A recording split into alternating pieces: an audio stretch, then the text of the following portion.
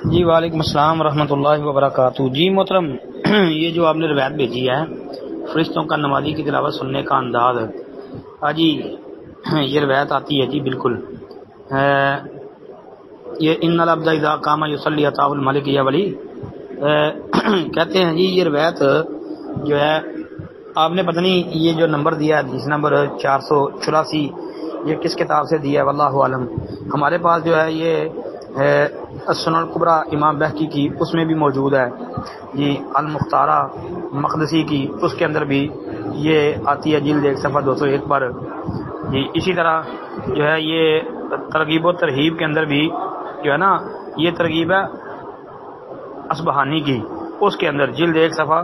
197 پر آتی ہے ایک۔ پھر اسی طرح یہ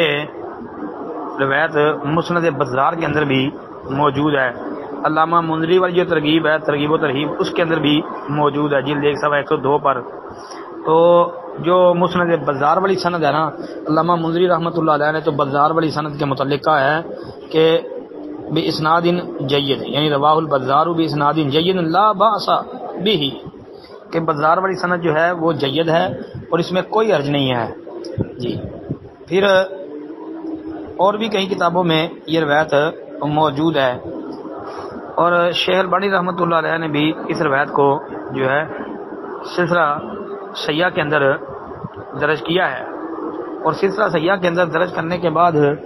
اس روایت پر تبصرہ کرتے ہوئے شیخ البانی رحمۃ اللہ علیہ نے بھی جو ہے اس روایت کو درست یعنی مانا ہے، بلکہ شیخ البانی رحمۃ اللہ علیہ نے اس کے متعلق لکھا ہے کہ کہتے ہیں کہ وَإِسْنَادُهُ جَيِّد رِجَالُهُ رِجَالُ البخاری،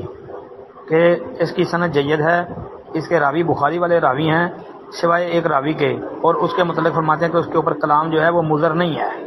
جی۔ یہ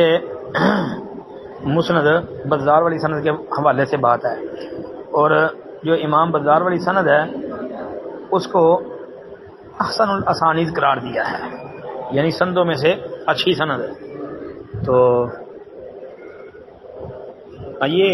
روایت حسن ہے انشاءاللہ۔ السلام علیکم ورحمۃ اللہ۔